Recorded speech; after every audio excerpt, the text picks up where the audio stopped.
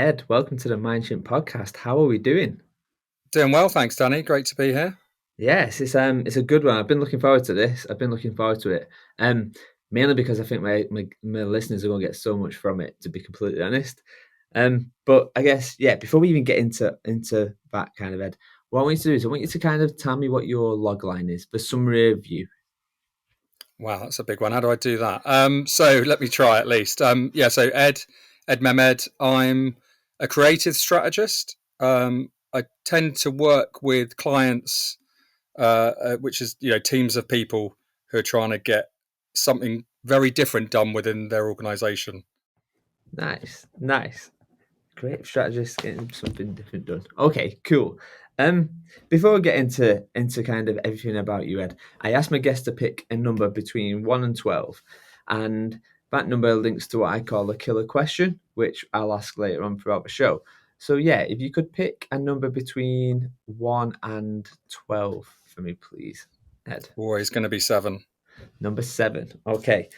So, number seven, the question what you've picked, which I'll come to later on for the answer, is what's the most difficult thing you've ever had to apologize for? Okay. So I will come back to that one a little bit later on. So yeah, Ed, what you know, I've known you from past employees, but maybe give my listeners a bit of a kind of a background, bit of a whistle stop tour of your career and kind of who you are and where you are today, I guess. Cool. Yeah. So coming out of uni, I worked in sales promotion and direct marketing, which might not sound very glamorous, but I learned a lot about the power of communication, and it's my first job essentially. But I managed to work on some quite interesting accounts. So we were responsible for um, EMAPs, sort of sampling, if you like trying to get their coverage of some of their magazines. So we worked on magazines like FHM and Marina magazine, and again, I'm talking early days of a career. That was quite fun. This idea of magazines are trying to increase their penetration, increase um, their readership, but where were these new and different places where their target consumer would actually be in those little dwell moments where they might actually pick up. So it could be a hotel, it could be a restaurant. Our job was trying to make sure that essentially product market fit was there. We didn't call it that back then. It was just about trying to find people in a market who might not have picked up one of their magazines ever, or picked up one of their magazines for a long time, trying to get them back in. And that sampling thing is about how they kind of increase their readership numbers. If they increase their readership numbers, they obviously increase their advertising rates. So again, quite nice to link that to commerciality sort of early on. Did that for a little bit. It's great fun, good environment, working in Soho, for all intents and purposes, living the dream. And then somebody suggested, hey, there's this thing called Management Consultancy. It's a massive company called Accenture. Back then was actually known as Anderson Consulting, which kind of dates me. And they were just going through their rebrand to be named Accenture, as they were splitting the accountancy part.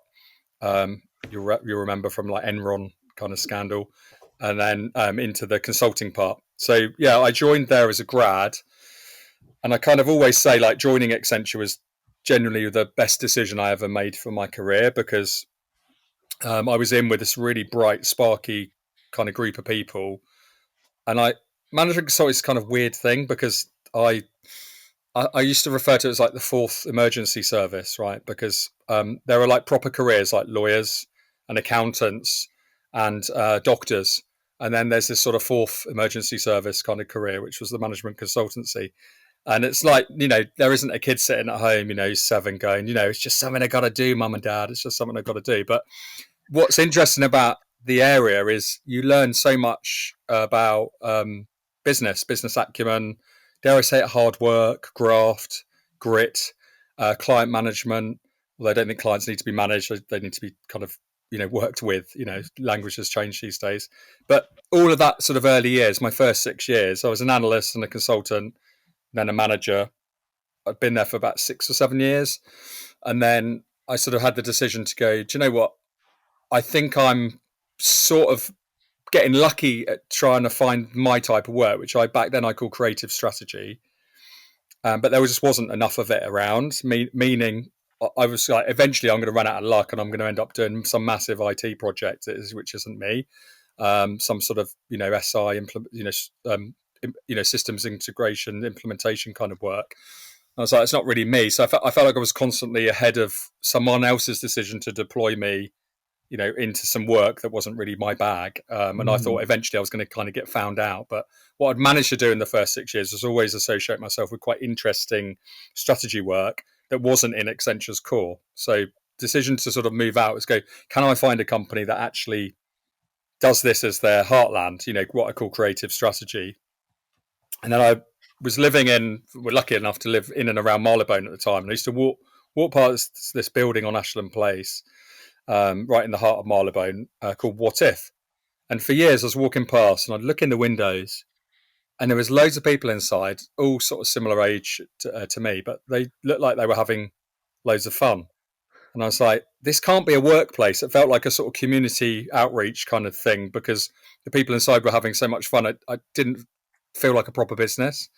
But then, I researched them, did my homework, and I was like, no, this is an innovation consultancy. And I was like, what's that? Right. And then another time I was walking out my flat and bumped into somebody I'd worked with in that first job I mentioned, a lady called Laura, who'd been a friend, friend for life. And she was like, oh, I'm working at this company called What If. I was talking about you the other day. You should come in and interview.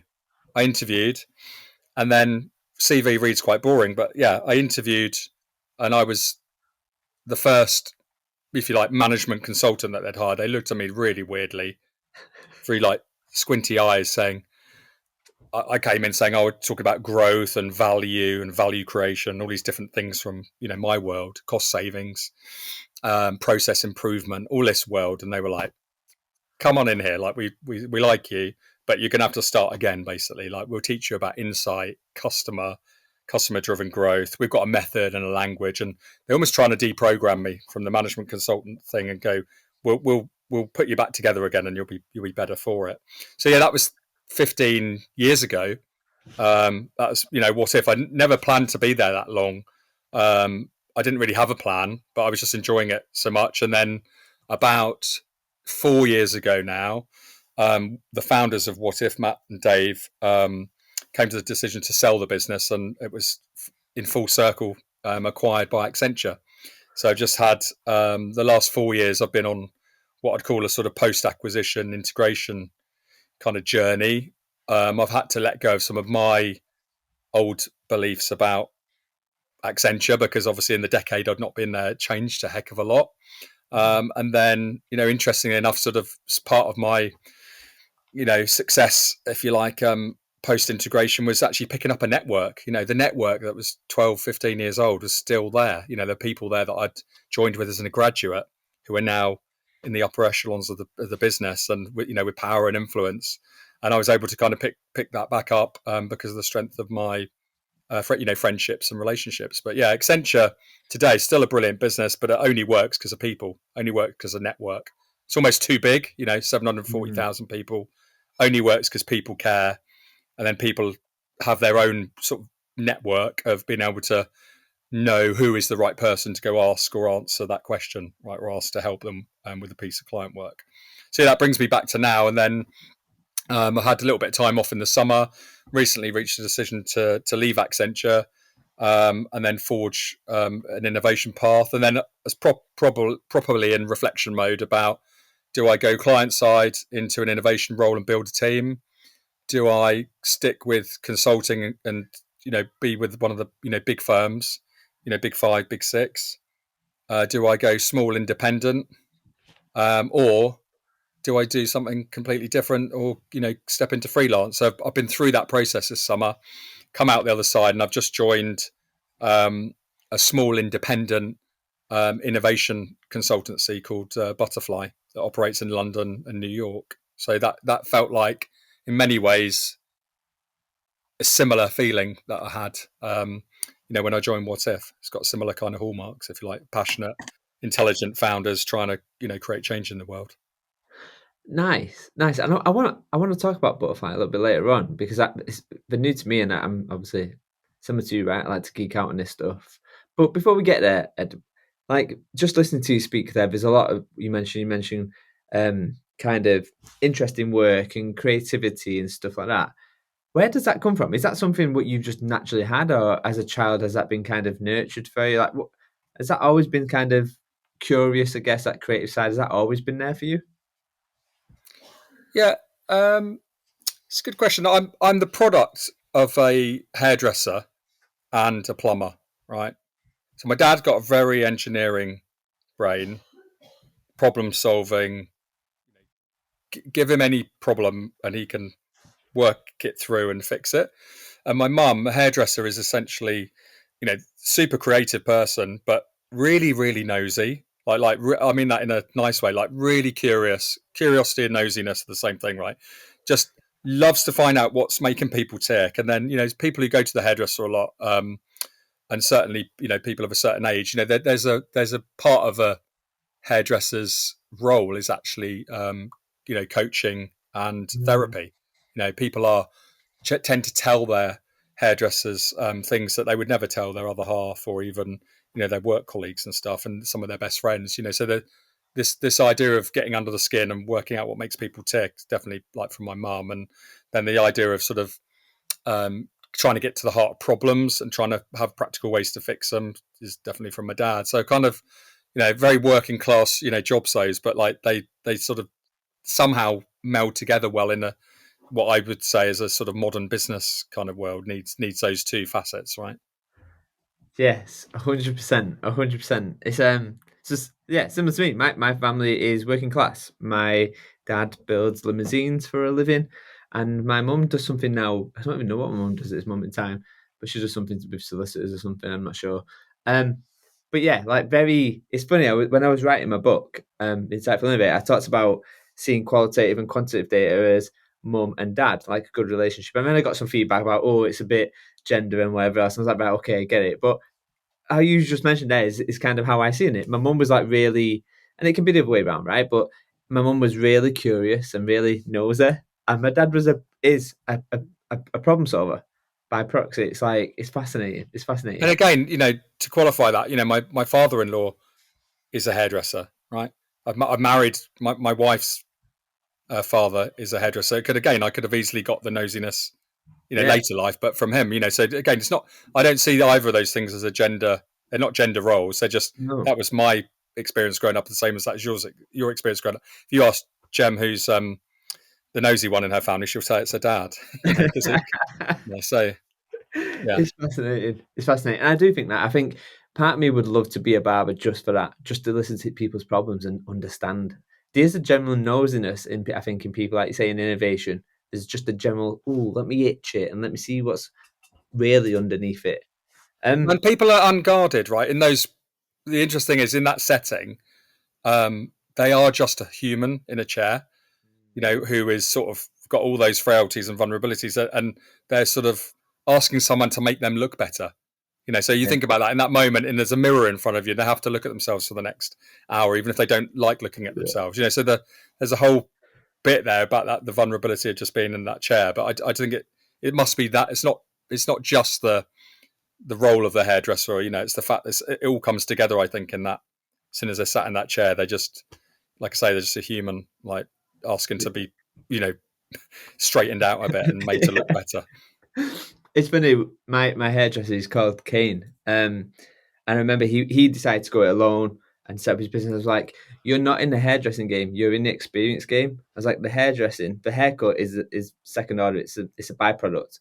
You're coming in because we need an independent ear. We need to be like you just summarized perfectly. Like there's something about straightening them out and making them look better, but you've got to look in the mirror for an hour. And it's just yeah, it's perfect. It's perfect. Um, so do you reckon, if I was to go back to your teacher Ed when you was in school and say, "What is Ed going to be when he grows up?" What would the teacher have told me? Gosh, I mean, it's interesting, right? Because I think they probably would have said um, something with creativity, like it shows very early. I was looking back at some of my old school reports recently, cleared out, the loft and stuff like, and you can actually read the person that I am now in those old reports. You can see, it's like tenacious, questioning, deeply reflective, hard working. Like there were things in my early, childhood that just seemed to come up. Not sometimes being quite comes across quite difficult, not really accepting no as an answer or asking why beyond the obvious surface level why on certain things, kind of calling bullshit on things, with my parents and saying, well, why do we have to do? You don't do that, and they don't do that. Like, why do we have to do that? Oh, just do as I say, not as I do. Kind of was something my parents used to say a lot growing up. So I think they probably would have Oh, said, amazing. this guy's gonna challenge things in whatever job he does. I can't think beyond that, because I there were sort of parts in my academic life sort of growing up where I could have gone into a pure sort of creative realm, like something like architecture. Right? I could have got into geography in a big way, and sort of nature. Could have got into pure art, for art's sake, if you like, and then kind of weirdly over on the side into business, like, and sort of economics, and very much more closely aligned with what I do for work. So yeah, I've always struggled with choice though, and I've always been quite jealous really of my friends who were like, they were into like graphic design early, and they loved Yeah. art, and that those friends always knew that they were going to do something with their hands, and it was going to be about design, whatever the realm of design was. I know it's a big realm. They knew they were designers. They were designers when they were 6, they're 7, 8, 13, 18, 19. There's only ever been a design track for them, and like I said, I always felt a bit jealous of them, because they just knew. There was never a question about, oh, maybe I'll become a teacher, or maybe I'll be a nurse, or maybe I'll work with engines. Like, there's never, it's like, no, this is me. It's who I am. It's what I do. So I felt, like I say, I've always struggled with the idea of choosing something that then boxed you in, and then you were relying in later life on something that you liked when you were a kid, but wasn't kind of real world ready, or didn't really have any relevance. Yeah, it's funny with this whole podcast, when I speak to people like yourself, Ed, like their career is somewhat like a crazy paving. It's squiggly, right? It's got this. Oh, it's this way, and then it goes this way, and then it's a bit this way, and then it's a bit of that and a bit of this. And I was having a conversation. I think it might have been with Melissa, who came on the show, and I was like, it's fascinating because I've tried to do everything in my career to not fit in a box. I've tried everything to not fit in it. And then when you go internal, the first thing they want you to do is go, you need to fit in this box in order to be here. And it kind of got me thinking to the point you said there around challenge. And I think the one thing when you work with any innovation company is you get empowered to challenge. Like, it's there. Like, it's the only way innovation is going to come out is by asking the provocative questions and whatever else. But I guess there's probably a lot of people who are listening to this like podcast and thinking, well, how do I do that? I'm in a really old system of a giant bank or a big farmer or whatever, and it's got legacy, it's rife with Peter Principle and all these other things happening.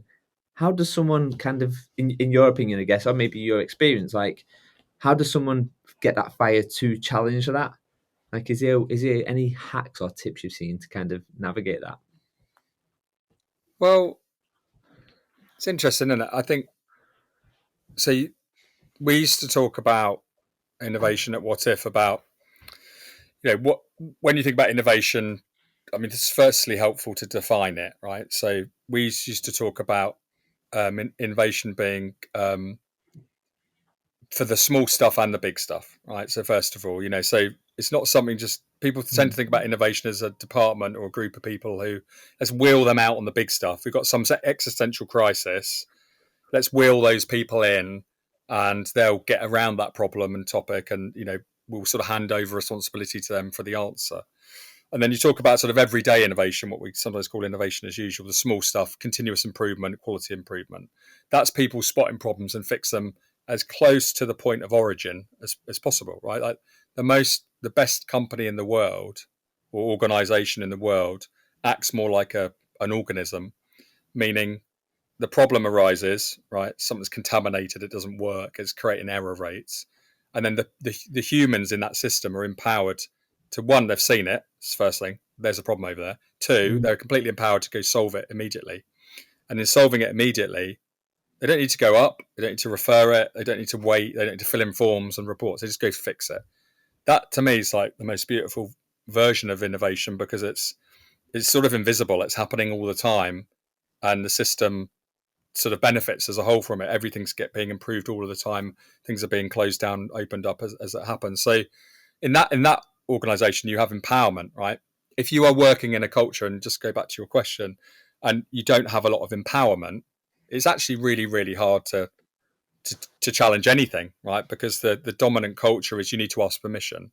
So the first thing I would say is, like, you need to try and find out where is there space to be inventive and challenge. And it doesn't have to be on the big stuff. It could just be on the small stuff. I've Mm. noticed we're spending a huge amount of money on fixing X, Y, and Z, right? I've looked at this a different way.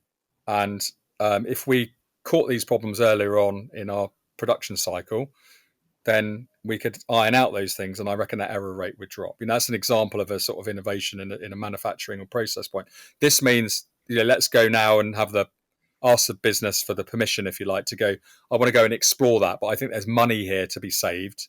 So you lead with a commercial case, lead with a problem that you want to go fix. And I think that's my second sort of advice is, if you can quantify the size of the problem you want to go and fix, then the business is much more likely to be able to divert your time or some of your time on going to fix that problem.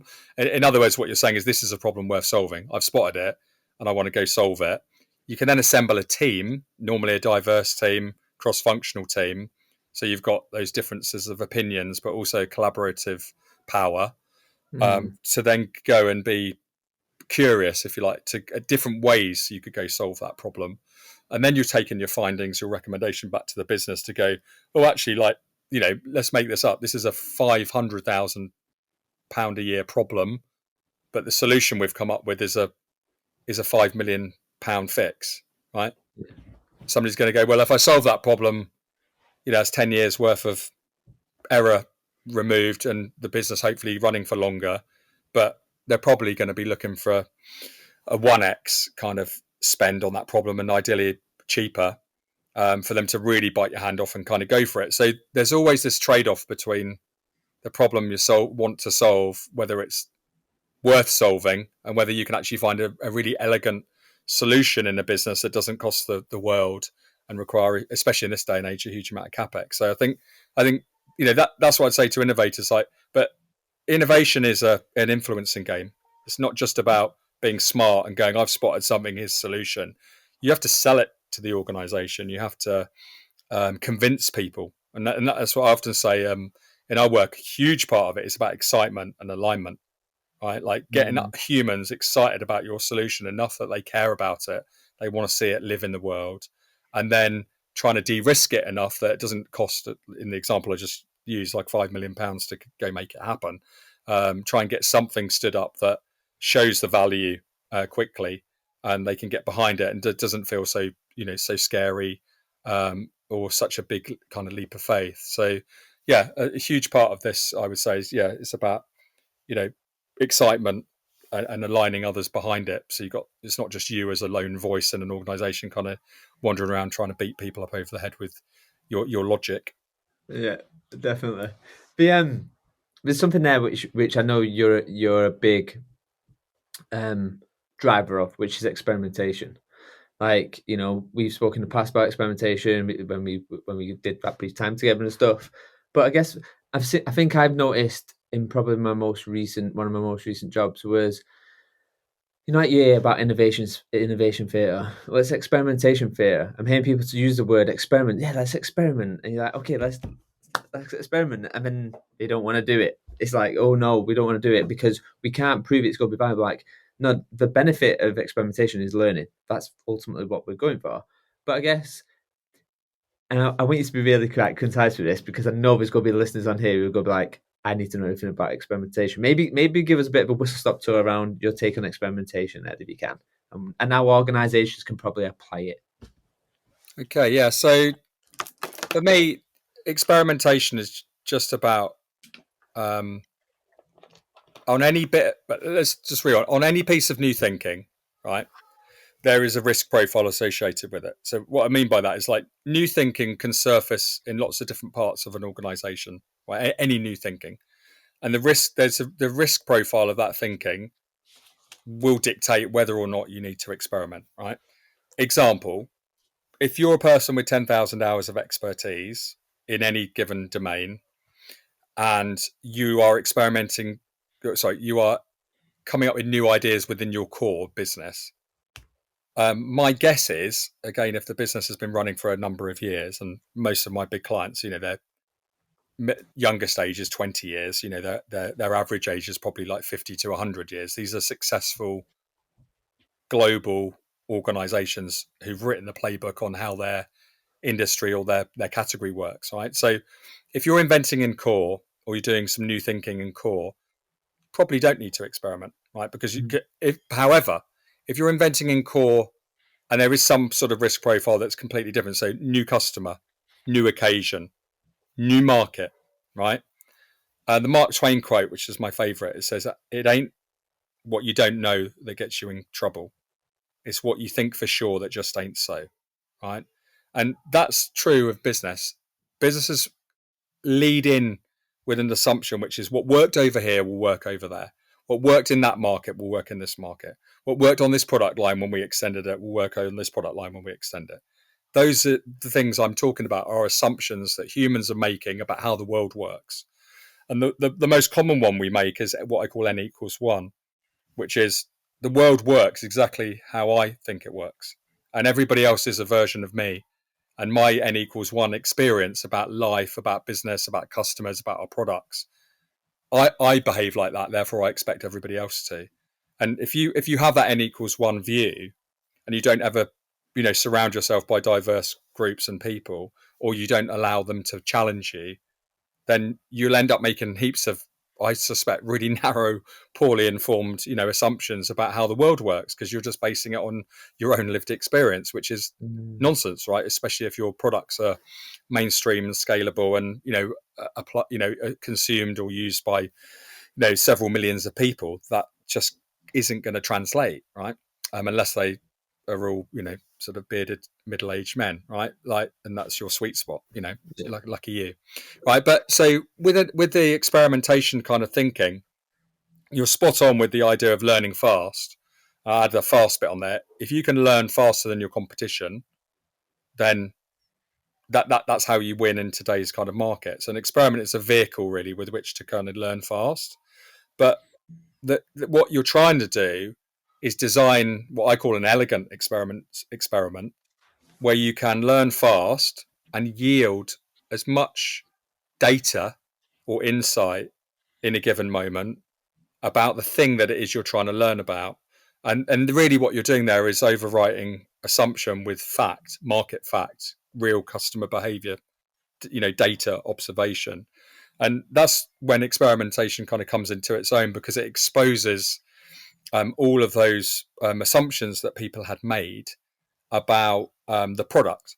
And it's really helpful in new product development cycles, because you're actually sort of saying either the risk in this product is going to be on the can we make it side, or will they want it side, right? So I often kind of think about it in those two ways. Like, is the risk profile that we can't make it at a cost affordable price for the market to want it and it be attractive, or we can't, what we're actually assuming that customers will behave in a certain way, and actually the truth is that they don't care about those things, or they won't behave in that way for us to create the value. And experiments are really good at doing, sort of unpicking both of those problems, either in a sort of prototype, which is more around how would I describe that? It's more about feasibility. Can we bring it together and make it? It's much more of a proof of concept, shall I say, versus a market experiment, which is much more around going, when we put this thing out in the leanest possible way, did customers behave around it in the right way? So I don't know if it's helpful. I can maybe tell you a couple of examples of work we've actually done where we've experimented. And I call it an elegant experiment because it's like really beautifully kind of executed. Yeah, go for So it. Go for it. yeah, it's working in the auto sector. And the client was getting into digital services, what they call sort of digital mobility services. A big brand, who you would all recognise. I won't give their name away, but they were looking at car ownership, and they were trying to create essentially a product where you could, and this is sort of the nirvana, is where you could change your car as often if you wanted to as you change your socks, right? That's kind of like the in a nutshell.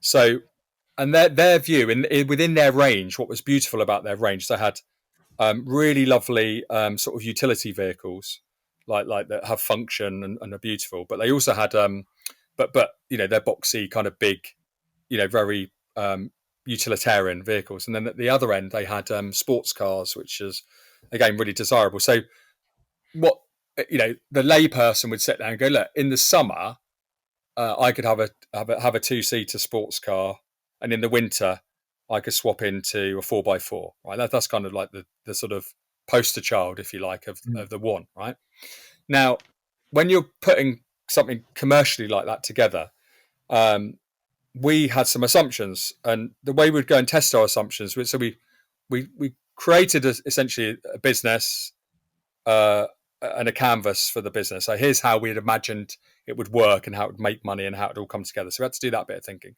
Then we stepped back from it and we looked at it and we said, okay, what's the biggest assumptions? Where's the risk hiding in this? And we go, do we know enough about that customers will behave in the way that we think they will around this need to change their car more often than they would otherwise?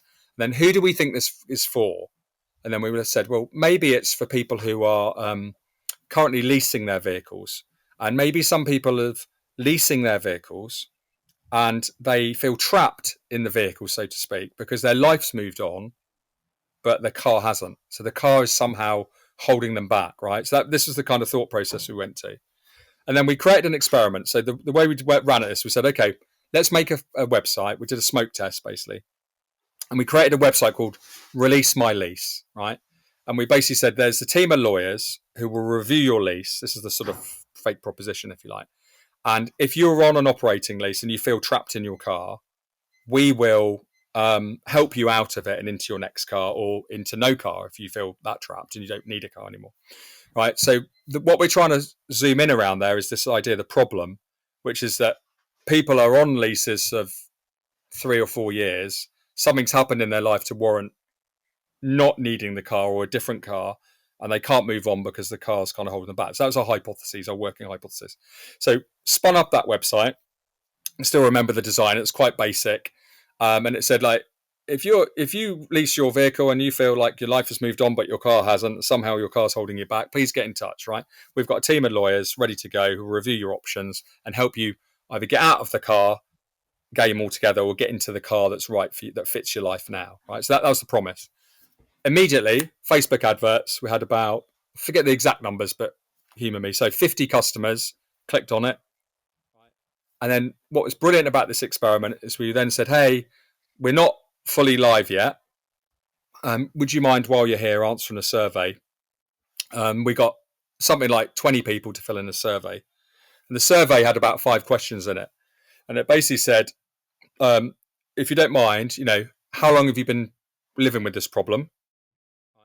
What led to this problem? What life event has led for you to wanting to be changed? How much time is left to run on your lease?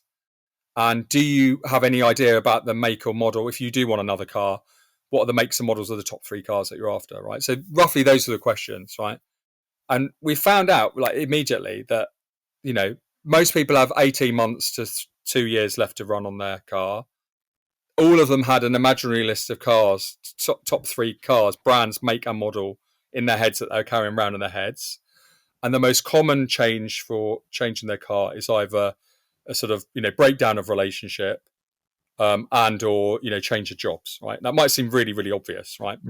But those 2 things were the main reason for it. So new job now requires commuting, maybe traveling in different ways, maybe more money. And the breakdown in relationship, meaning, like, we shared something and now I have to have my own thing, or we shared it, but I've got to try and figure this thing out, between us. So could even be like ferrying kids to school, different things attached to that. But for us, that was an amazing thing to go learn in what was cost £500. That experiment ran over a weekend. Definitely a problem. People were motivated to solve it. They've got lots of time left to run on their lease, so they're already thinking about this. It's painful. Motivated to solve it. They already know the next 3 cars they want. So we're like, brilliant.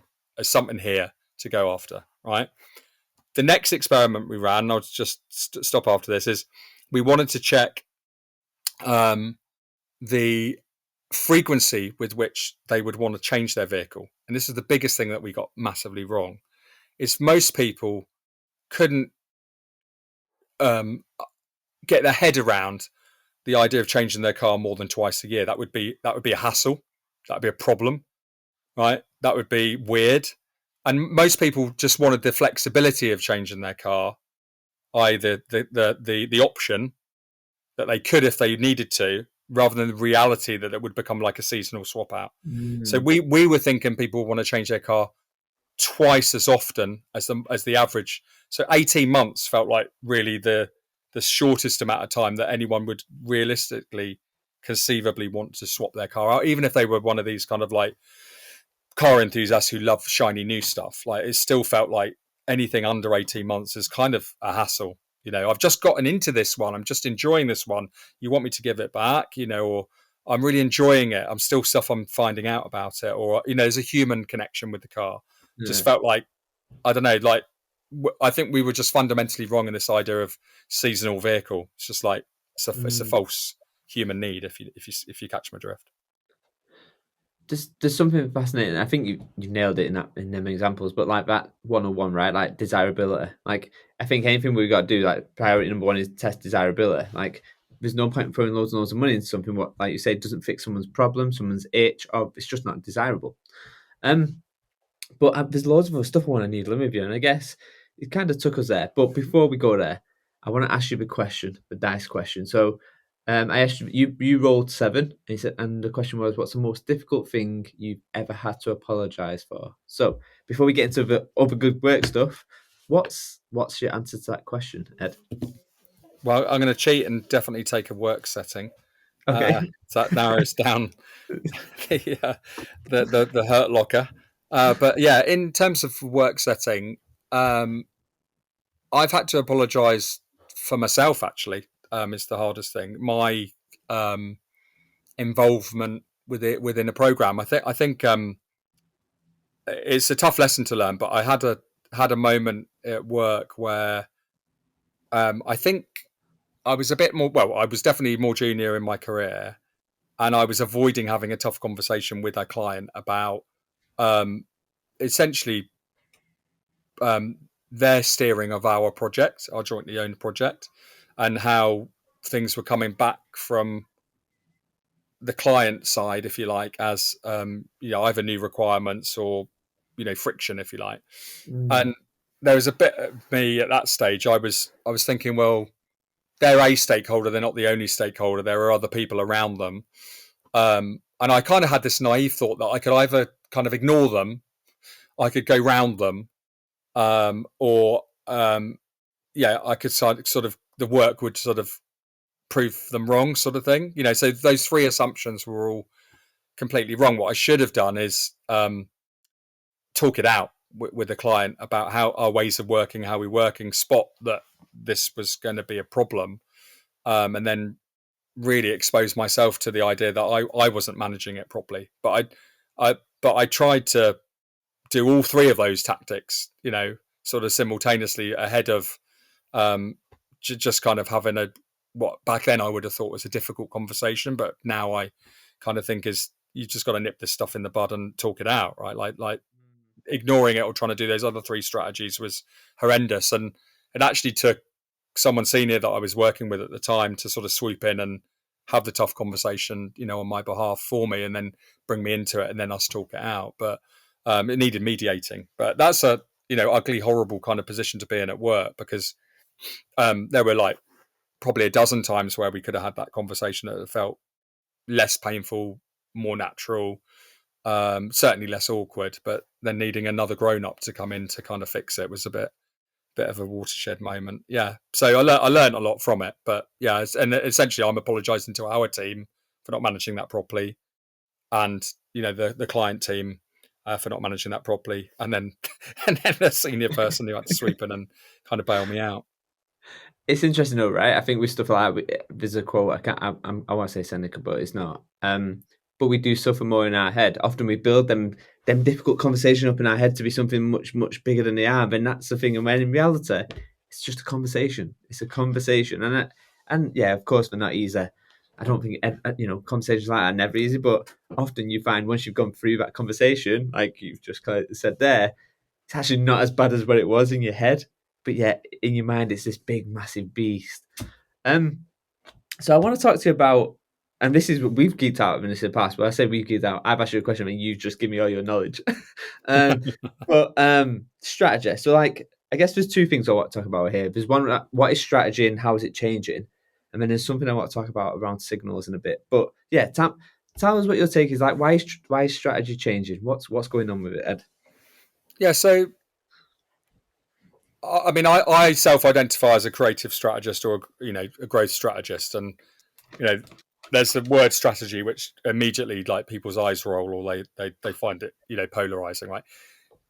And the issue there is that people are applying a weighting or a value to the word strategy, right? Either pejoratively or positively, right? Now, I don't have any of those sort of the baggage. Strategy for me is somebody in the business is asking questions about how we're performing and how things are done, and strategic questions can affect both our core business and our future business, right? But they're only strategic because somebody is thinking there's a consequence to that question, right? It's about strategy for me is about consequence. There are higher order questions being asked of people, right? And the strategic question can, again, a bit like what we talked about earlier, it can show up anywhere in an organization. Anything can be strategic. It isn't the preserve of a small pointy-headed group of people who sit in an ivory tower, right? So I think that's the first thing. It's like strategy is, across the whole organization. In my work in particular, and I can only sort of comment on that, I can't talk about everyone who touches strategy. I've seen the nature of the questions changing that our clients are asking us to help with.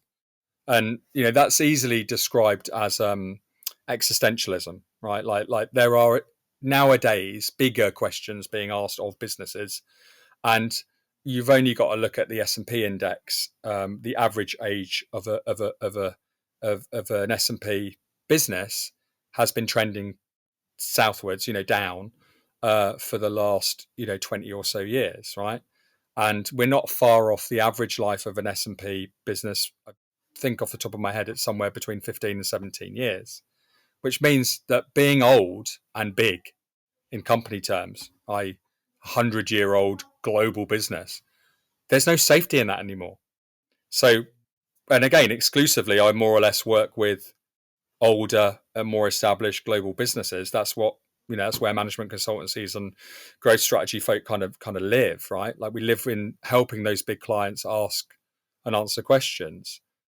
We call it strategy, but that's what we're doing, right? The questions, the nature of them has changed in the last 10 years because of data, because of digital, because of environmental sustainability, governance, because of global connectivity and cancel culture, right? Like all of these things mean businesses now have to consistently ask questions about their future, their existence, their business model, their relevance, how they show up in the world, how they do business, right? These are all like existential questions, and that goes from everything from supply chain sourcing, like responsibly, right through to the products that we make and new services and making money in different ways, right? So free business model or data or services, right? So all of these businesses are asking questions somewhere along that spectrum,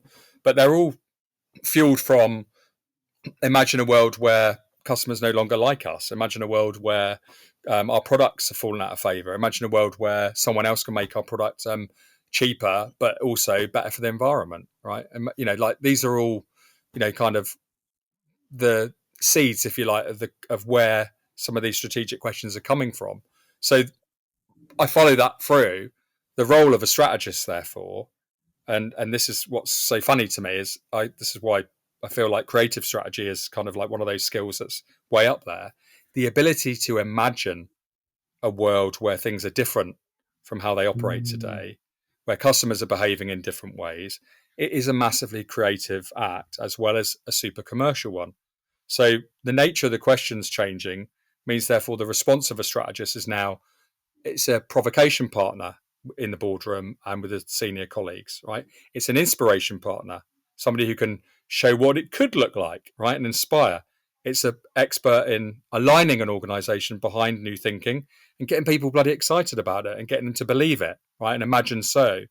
It's commercial, super commercial. Okay, what's the cost of doing that, and what might that drive? What happens if we don't do that? What's the consequence from the indecision? So you try having to quantify um, upside and be very realistic about what it's going to take to get you there. So again, all of these skills, old world strategy for me was a sort of much more linear exercise, and it was about protection, and it was about asking questions that kept the people awake at night around your core business, and then imagining a world where all of those problems have gone away, right, and that they didn't exist anymore. That's sort of what strategy used to be. And then you build your plan based on this sort of optimistic view of the world, and you try and hold the business to account to go, well, if this lines up and this lines up and this lines up and this lines up, then this is where we should be. And really, strategy and strategic planning were kind of, it was that exercise. It was like magic wanding all the problems away, and then imagine that as your growth, right? And now it's not. It's much more collaborative, creative, and it's all about being a great storyteller and getting organizations to listen and take note of stuff, that risk essentially that's coming at you, and opportunity that kind of sits within that risk, right? Mm. It's it's fascinating though. I wonder, and tell me if you've seen this, but I guess 2018, 19, I was doing some mapping futures work, and I was using like possible, plausible, probable, looking into the futures and doing all that cool stuff. And I worked with, it was with a bank, and we did some war game testing. What happens if this happens? What happens if that happens? How would this bounce this and whatever else? And we did a pandemic one, by pure fluke, right? Like it was by pure accident. And then obviously 2019 came around, COVID kind of hit, and it was interesting to watch how they reverted back to that to go, oh, what did we predict? And obviously not everything panned out like what we did in the war game testing, but bits did, and it allowed them to pivot really quick. So there's something I love. There's something around that kind of nowadays. It's more fluid. It's more, I want to say adaptable, but it's maybe not even adaptable. But there's something around the anti-fragile of it. It gets shock and it grows from it. Um, so then I guess there's a big piece there which you talked around kind of, if you look at what the I'm going to use modern, but the creative strategists are looking at it, and then that kind of links me nicely to the actual bit around trends. Now I know you've got a point of view on trends, so maybe share that with the listeners, Ed. Well, I guess it comes from any futures work, that I've done, and I guess it's formed from maybe 12 years of being in and around a space, and you see a lot of trend reports, right, should we say, and a lot of trend confetti, right? And I refer to it as confetti because it's often sort of wallpaper in a sort of a boardroom, or and it's confetti because it's colourful, it catches your eye, but it falls off the walls and onto the floor eventually, and some of it sticks, right? But the idea really for me is like, and I sometimes I'm even more scathing, call it trend vomit, right? Which is like that all trends are interesting, right? In other words, they create a narrative and a conversation and language which can be helpful for some organizations, right? For me, and what I found with my clients is some of that trend language can become these sort of management kind of wallpaper words. And they're so high up the funnel, they're so abstract that, let's take a trend years ago called gamification, right? I heard that I forget, like maybe 12, maybe 15 years ago, I heard the term gamification, right? Mm. It's so high up the funnel as a term that in business, if I use the word gamification in any, oh, we need to gamify that, or we need to, what's our gamification point of view on that? Like all bullshit stuff that people say, right, in business, and I apologize for on their behalf and mine, right? The problem with that word is it means so many different things to so many different people, right? And yet we talk about it as a singular, unique, module of thinking, or part of thinking, and assume that when we're using it in that way, everybody else applies the same meaning to it, and we know that isn't true in business, right? So that's my first problem with the trend. Second thing is they pretend to be, like I said, they're all interesting, but very few of them are pertinent. Trends often don't have a so what, and what should I do now about it, and what can I do now about it, and how's that going to lead me, you know, either to a lower risk business or a business that's performing better. So they don't really have a consequence. They're just interesting. And then what tends to happen is, this is even worse, is sometimes in the pursuit of trends, companies try and brand them, where they're making up words and they mush those words together. And what those words then need is an interpreter. They need a human to go and unpack them for the business, which is the consultant trying to make themselves indispensable and important. So I've seen all of three of those things play out. I've seen trends which are exercising the bleeding obvious, trends that don't have any so what or consequence for a business, trends which are made up words which require interpretation from the consultant, and they hold it very tightly what that means and all the consequences from it, which they can't possibly know. And for me, trends that are just, like I said, they're just interesting, but they're not pertinent. So my preference is to be very deliberate with language and think about signals and shifts. And I don't necessarily own that. I think we stumbled across it when I was working with a colleague about 12 years ago, doing some futures work in automotive. But a signal was something we could point at today that made us think something was going on here about how value is captured or created, right? And that's as simple as that, right? That's what it was. So I can point to it somewhere, something's happening around this, and that feels quite interesting. It's got energy around it, right? And then a shift is a confluence of signals has created a fundamental shift in either, and this is important, it's either new needs and expectations. From the customer side, people's attitudes around this thing are changing. They expect different stuff, right? Performance or environment or sustainability or the way the product is used or emotion, right? Like something's shifting, right? The other type of shift is really in the art of the possible. It's normally driven from technology. It could be governance or legislation. Fundamentally, there is a new, something is now possible that wasn't previously, right? It's sort of out of that new thinking kind of emerges. So the shift is all about really how value is created and captured, right? It's like something is now can either new art of the possible or new expectation. That's kind of how I think about it. And then the great thing about shifts and signals is they can show up in very human stories about the future. And then when we were talking before about strategy and then this future conversation, the thing that kind of unites it together is you have to create a space for an organization to have a point of view. And what we're trying to do is bring alignment around that point of view, common language, and that common language and the point of view. I call that the worldview of an organization. Right? Here's our worldview. Here's how we, as leaders and operators in a business, coalesce around the future. Nice. Our job as strategists is to force them to have a point of view. If you don't have a point of view, you don't know what you're looking out for. Right? If you don't have a point of view, you actually don't even know that you're wrong. So for me, I don't even need the point of view to be like spot on. It's their point of view. That's all that matters. This is what you got lot think, right? I don't care if it's different to my worldview or my worldview of my colleagues inside the business I'm working in. It's important it's their worldview and they own it.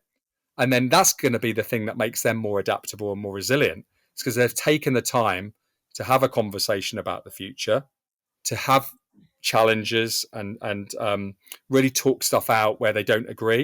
And this isn't about getting loads of people to align on exactly the same stuff, but it's about creating a space where they can talk about it. But have a point of view, then you can afford to be wrong. But not having one should be unacceptable, right? Because you're just floating around in the ether, waiting to see what happens, right? Businesses need a point of view. Yeah, yeah, I love that. I love it. Yeah, you boiled rice if you don't have a point of view. I mean, look at LinkedIn. I mean, I don't really like LinkedIn. It's turned into a bit of a crappy place. But in general, what are interesting are people who are behind a big point of view, whether it's kind of contrarian or a provocative or whatever. I can get behind that because I'm like, well, you put the effort in, you formed an opinion, and yeah, it's But yeah, businesses need to do that about their own future, right? That's I guess that's my provocation is going spend the time, get the right people in the room, and it should be, by the way, it should be more people, not fewer, right? I always talk about leaders and operators. Get the top 125 people who are paid to lead, and then get the operators who exactly know forensically how the business operates and works. And that could be 500 people. Get them to coalesce around the future. You'll have something that's both bold and believable, right? Get that group of humans around it. And then again, crowdsource it from new people that have joined as well at any level, make it democratic. But it shouldn't just be the, preserve of the board or, the executive, right? It should definitely be the business is bigger than that in many of my client examples for sure. Tell me about then. Tell me about Butterfly because obviously this is new to me. I mean, you mentioned, oh, go have a look at these, have a look at these folks. But yeah, tell me a little bit about Butterfly. Like, what type of work are you doing there? What does that look like? Yeah, so I've recently joined. I guess I should let others know that. Yeah, so I've just joined Butterfly as the European Managing Director of what is essentially a small independent innovation consultancy. And the business was founded by, I didn't know this at the time when I was interviewing, but it's by a husband and wife team, Stefan and Bianca. And they have grown up in a very similar way to me around business strategy and insights. And Bianca and I have a very similar kind of career sort of profile where we've been in and around business. We've worked in FMCG, kind of new product development, kind of heartland, but basically cutting our sort of chops, if you like, on doing really good human insight work. So the thing that first attracted me to the business was one, it was run by passionate founders who really understood people. Two, they were obsessed, like mad, completely mad about like insight. And we talked about the same things about things like curiosity and bravery. A lot of our shared values were the same.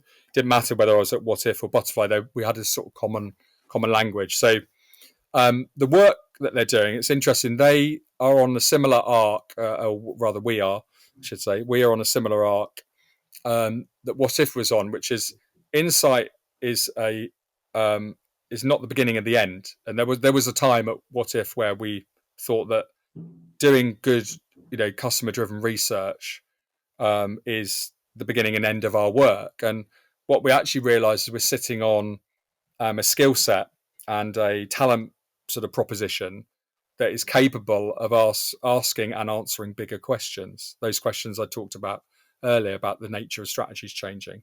So insight and human insight, be it colleague or customer, is a really good source of inspiration for what we should do next. And the business is now poised to answer some of those future of type of questions, those bigger, I dare say they're business questions versus product questions. And it's very, very comfortable asking and answering those product questions. And we are now stretching into that space of what I would call strategic growth or growth strategy and futures work, where we're helping our clients, the ones where we're trusted, ask some of those bigger questions. And they trust us because we're really good at inspiration, we're really good at insight, we're really good at synthesis, we're really good at storytelling. And these are some of the modern sort of facets of what a good growth strategist needs these days, right? So Mm. that's the work that Butterfly is kind of winning in market and being asked to do by their clients. But and that in many ways is why I was attracted to them. One, being independent, agile, nimble, being able to flex around a client as a core skill, and then two, and being really in it together with the client, and then two, that passion that just came through from the founders and its people to make a difference in the world and have an impact with the work. When I stepped out of What If and Accenture, I just said there's two things I'm looking for, right? One, I have to have joy in my work. This job is fun. And when we make it not fun, we actually can't do our best creative leaps and our creative thinking, right? Because we feel so, we hold it so tightly, right? That's the first thing, is that joy is really important. And the second bit, equally for me, is that the work has to matter. It has to have purpose and consequence, not just no point in doing stuff if it isn't worthwhile. So for me, that's what I was looking for. And I saw that in the Butterfly work and how Butterfly went around their work. So it just had that joy and that purpose were there within the type of questions that the clients were asking of them. Nice, nice. I've looked on the site. I know it's being updated at the moment, but I look forward to when it's updated. I'm going to go and have another nosy for sure. It Cool. sounds like real. It sounds like a really cool place to be, and obviously the captures you had right. So that's always a good catch. That's always a good catch. Thank you. Um, I guess I've got two questions, and I won't be mindful of your time. You've probably got people on here now who are thinking, "Wow, how do I find signals? How do I look for these trends? What's the things? What can keep me sharp?" And I guess maybe take it out of the context of business, but is there any, I don't know, books, podcasts, things you'd recommend people could kind of, I don't know, jump into to help on their little individual journey, I guess? Yeah, so Azim Azar, who runs a website called Exponential View, a podcast, I believe it is, and a newsletter. But he's um, thinking really about technology and the applications of technology for business. And he looks broader than that at sort of geopolitical stuff and very, very sort of, like I say, broad view. But I like his thinking. It's something I always kind of look for, and it always, it's like mental sort of candy. It always, something in there sticks with me when I read it that then makes me jump off and go and explore and have a look. I think the other thing I would say is look at, we used to call it related worlds at What If, but there are industries that are moving faster than the industry that you're in. So if you're a client, for example, and you're in an industry, um, you know, you're normally looking left and right of your industry for inspiration. You may get lucky, and there may be someone who's doing some really cool stuff in your own industry who you often look to, but it's just wise to look outside. And then what I found is actually asking people who hold the same position as you in a non-competing industry and creating a network effect where you just ask them, you just say, hey, you're in the hospitality sector and I'm in the banking sector, and we both run innovation teams looking at disruptive growth. Can we get together and have a chat about some of the things we're seeing and what's working with your team, and share our thinking? And you'd be surprised, how many people respond positively to that and don't just think of you as some sort of nutter or somebody trying to sell them something. So I think that's a really credible way of just bringing 3 or 4 people together in a safe space to have a chat and talk stuff out. And I've got a friend who runs a venture building business, and she does this with a program called Changemakers. So her name's Steph, and she works at a business called Unpitched, which she founded. But yeah, she does that. She gets all the venture building innovators together in a space in Clerkenwell and has them talk out all the things they're seeing and the problems that they're facing, and they learn and get inspired from each other. And people often talk about innovation being quite lonely as a space, especially if you're doing something on the edge of a business. You need to go outside your business to kind of get inspired by others doing it, or maybe they're further down the track than you. So that's another kind of tactic. And then I think the other one is just having diverse teams around you. You don't have to do it all on your own. Like, your team will be into stuff that they will see and spot, and then making it almost negligent to not share that. The idea that sharing curious things, curiosities, stuff that you've seen that's of interest. It doesn't even have to, at that stage, have a so what, but just sharing it. Oh, I saw this and it made me think this. I was kind of, anything that piques your energy is when you're curious. If your energy levels spike up, it's probably something of value in there as a good measure, right? It's not just like nerdy interesting. It's like, oh, that made me think this, right? Then Mm. share that with your team and your people. But I'd always encourage any team that I'm working for to value curiosity and be reading in and around the subject matter, and they will spot stuff. And it's up to the group then to spot connections between that, rather than that person feel burdened by it. But I think, yeah, the more sharing, the better. It's quality in, quality out. Like sometimes it's a volume and numbers game. But and then there's stuff that we like to read. I always find The Economist has challenges my worldview and makes me think more broadly about things. Then they'll have a special on something. Years ago I read something on laser sintering and additive manufacturing and their predictions for how that was going to change all manufacturing sector. It's taken longer. It's definitely happening, but it's not the big bang technology that people predicted it to be. But that's one of those things. I think you just got to stay curious, really, and keep reading. But you find the things that you're into, and then you keep going back to them. Mm. Yes, very true. Very, very true. Ed, where can people kind of follow you? Where can they stay up to date? Where can they stalk you in a really unhealthy way? Obviously, professionally. Like, where can they go?